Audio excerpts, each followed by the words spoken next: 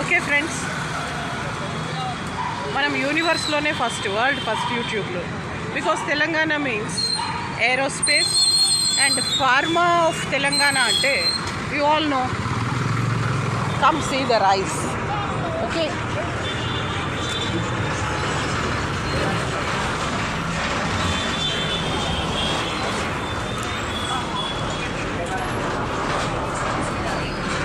now we saw this. అలా ఒక bus ఎక్కాలంటే ఎద్దుల బండి అన్న స్టేషన్, సికింద్రాబాద్ స్టేషన్ ఉంది. అయితే తెలంగాణ అంటే aerospace and pharma of Telangana అంటే కమ్ సీ ద రైస్. మేము ఎగ్జిబిషన్కి వెళ్తున్నాం ఇప్పుడు.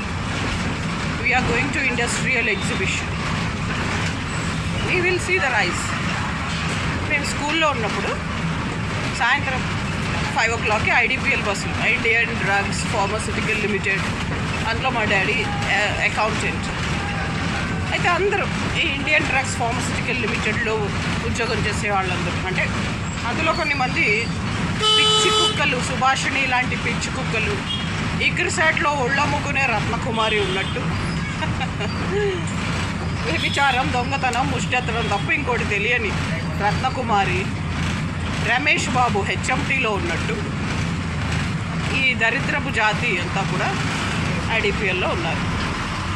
బట్ మా డాడీ అలా కాదు. మా డాడీ గుంటూరులో పోలీస్ స్టేషన్, ఆంధ్రప్రదేశ్ పోలీస్ డిపార్ట్మెంట్లో రైటర్గా పనిచేస్తుంటే ఆ రైటర్ ఉద్యోగం వదిలేసి అకౌంటెంట్ ఉద్యోగం తీసుకున్నారు. అప్పటికి మా అన్నయ్యలు పుట్టేసి పెద్దగా అవుతూ ఉంటే వాళ్ళకి చదువు హైదరాబాద్లో బాగుంటుందని హైదరాబాద్లో ఈ ఉద్యోగానికి అప్లై చేస్తే వచ్చింది. ఇక్కడ వచ్చినాక కొన్ని రోజులు అయ్యాక, కొన్ని సంవత్సరాలకి నేను పుట్టాను. నేను పుట్టగానే బాగా రిచ్ అయిపోయారు మా ఫాదర్. అన్నీ కొనేసారు, స్కూటర్, గిటర్, వాటర్, అన్ని మోటార్, ఇల్లు, వాకిలి, ప్లాట్లు, చాలా రిచ్ అయిపోయారు నేను పుట్టగానే. మా అన్నయ్యలు ఎప్పుడు మా అన్న పుట్టగానే మేము చాలా రిచ్ అయిపోయామంటారు. సో అది అదృష్ట జాతకం. So dear friends, come and see the rise అంటే మన ఇండస్ట్రియల్ ఎగ్జిబిషన్ నాంపల్లిలో ఉంది కదా, Nampally industrial exhibition. That also come and see the rise, the pharma company, the pharma city.